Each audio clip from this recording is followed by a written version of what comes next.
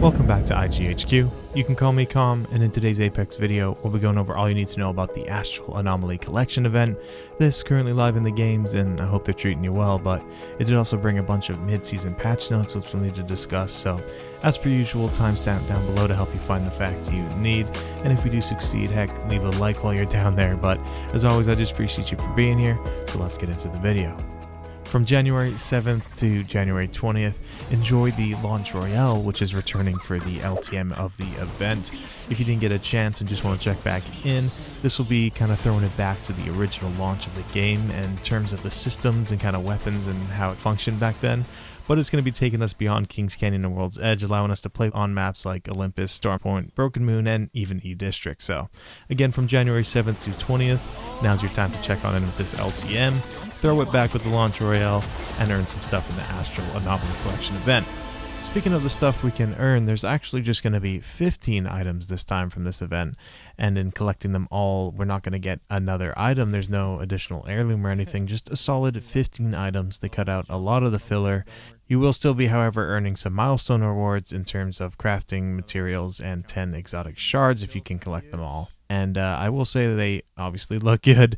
This will, of course, come with the free rewards as well. And again, in the best system where you just get to earn some tokens. In this case, they're called bytes. Use those bytes to unlock the rewards you want, doing challenges and working towards the badges here on the side. And just keeping in mind that halfway through the event, the rewards will switch. Of course, the store tab itself will also offer direct purchase of some of these skins, but that is everything in terms of the event, just throwing it back with the launch Royale and just earning a few skins. But really, the changes come beneath the surface with the rest of the patch notes. Starting with the balance updates, looking at the care package, opening a care package will now grant Evo to the entire team instead of just the opener.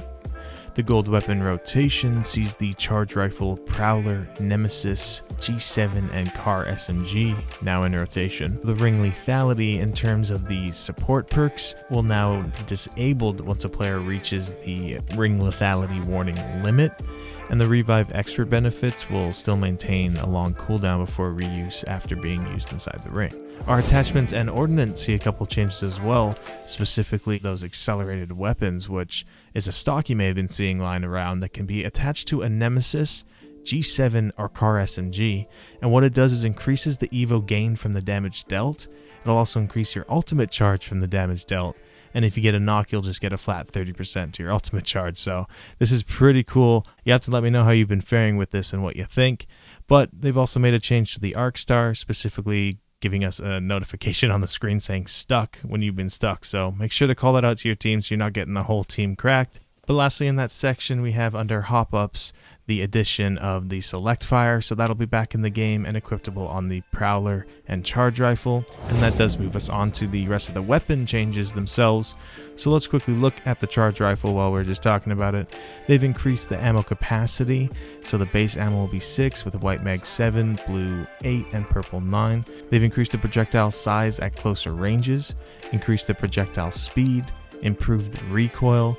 The maximum damage for range scaling, now achieved at 200 meters, was 300 meters, and they've reduced the projectile gravity. It now takes the select fire hop-up, which, when changing that mode, will reduce the damage by 25%, but increase that fire rate, and they've also made some improved recoil adjustments. The car SMG, they made a damage increase to 13, was 12, and basically an SMG in and of itself, the RE45 here also gets a damage increase to 13, was 12. The Mastiff has its aim down sights blast pattern tightening reduced, the blast pattern size increased, they've increased the time before the Mastiff is ready to fire when raising, and the raise and lower times slightly increased. For our PK, the choke speed significantly increased, and they've increased the projectile speed. That does wrap up the weapon changes and moves us on to the legend changes. We're going to be talking about probably the one that stands out the most, LOBA, but before we do, let's get through the rest of them here, starting with Alter. Their Void Nexus cooldown has been reduced to 120 seconds, was 180. It no longer times out by default, so it'll just be indefinitely there. And the range has been increased to 300 meters, was previously 200 meters.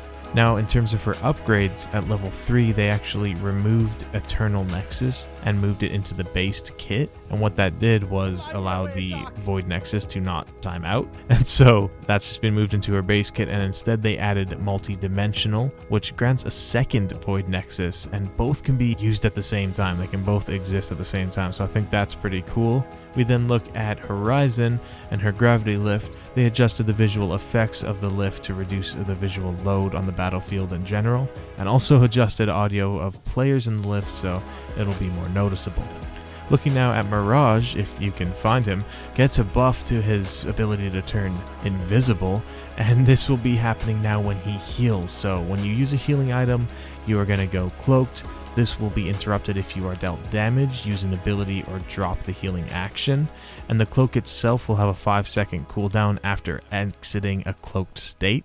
So you can't just like passively be triggering small heals to just stay invisible the whole match or something.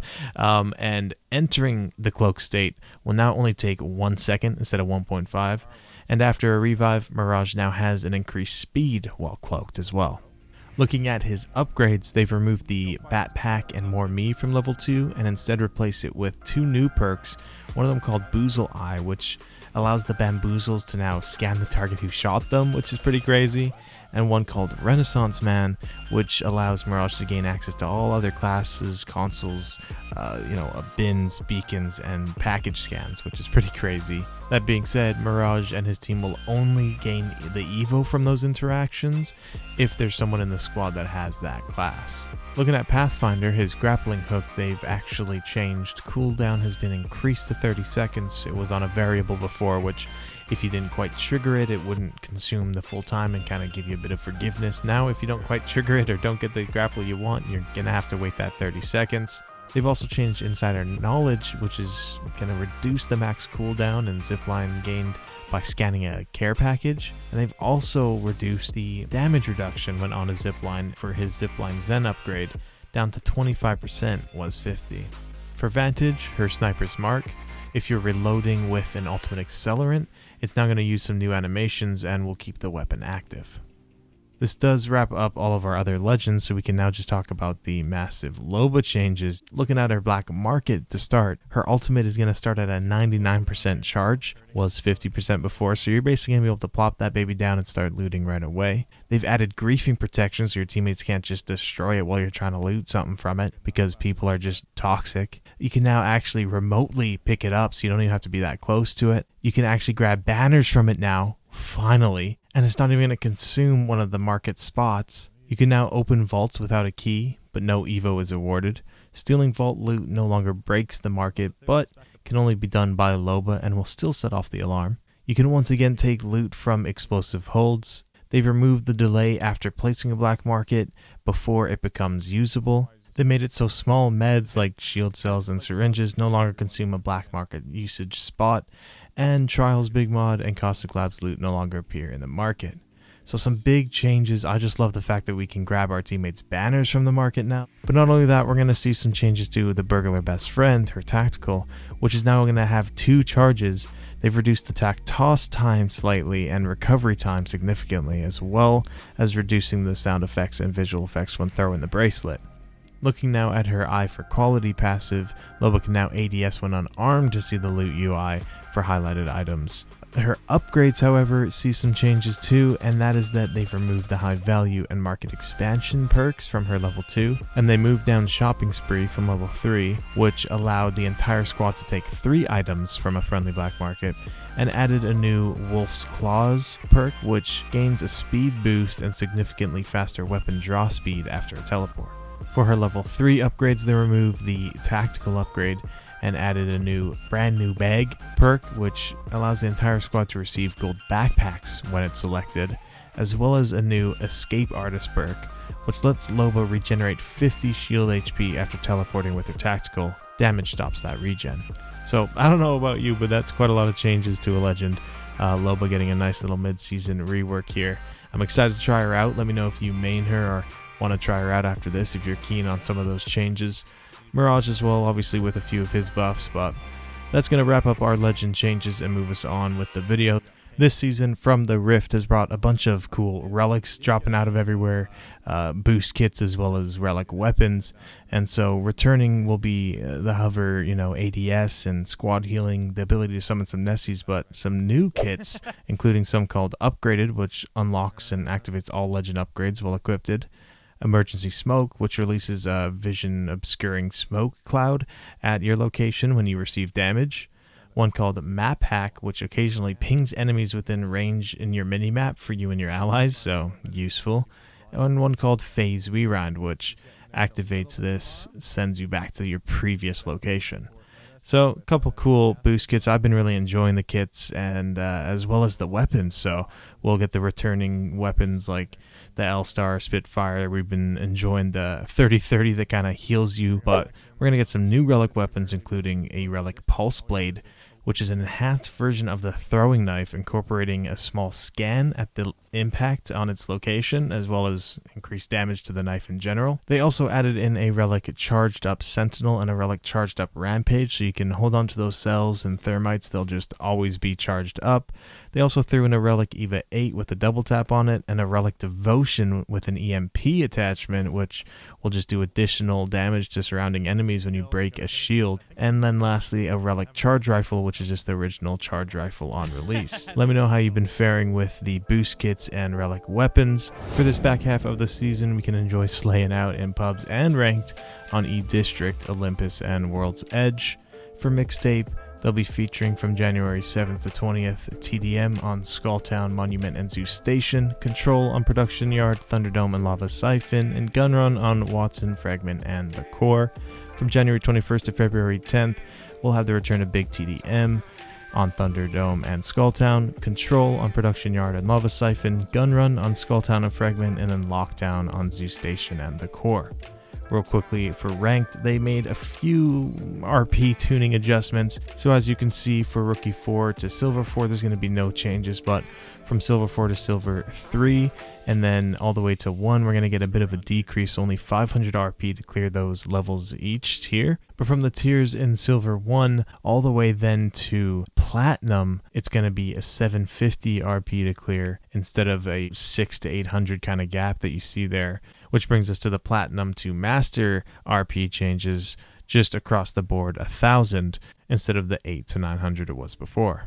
Now, Legends, we are just about done with the video, so again, I appreciate you for being here. Hopefully you've enjoyed, found the fact you were looking for, or gained a fact you weren't looking for, but we're going to wrap up with the bug fixes here. They added a buffer to tap trace to combat automated movement tech at high frame rates. The Charge Rifle weapon UI no longer occasionally displays when you have the ADS with a high power optic.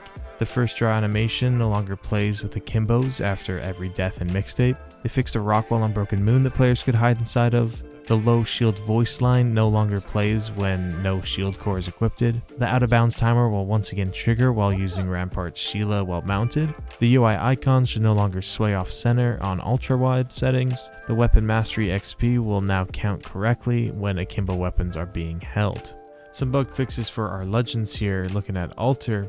Loot in the death boxes can now be pinged while using Alter's passive, and our passive prompt should no longer show up without looking at a death box occasionally, including after respawning. For Caustic, they fixed an issue with barrels not deploying on top of one another. For Lifeline, the dock halo will no longer be destroyed by various large doors. The dock visual and sound effects will not linger longer than they're expected to after expiring. And the first-person audio will no longer play on squad mates when Doc is deployed to herself. And a bug fix for Newcastle here as well.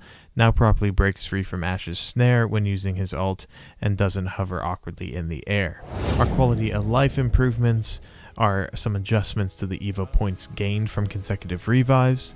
Also, the dropped loot on the rising walls on World's Edge will now pop the loot off their wall when it finishes rising rather than kind of sticking to it. They made the default healing item instead of a syringe be a cell, which smart play, and also added an incoming voice chat volume menu option available to consoles. They also continue their work on the graphics, the DX12 specifically, and making some continued improvements there. That does, however, wrap us up for everything you need to know from the Astral Anomaly event to beneath the surface and all the mid-season patch notes. Again, focused on the legend changes primarily. I'm keen to try out LOBA.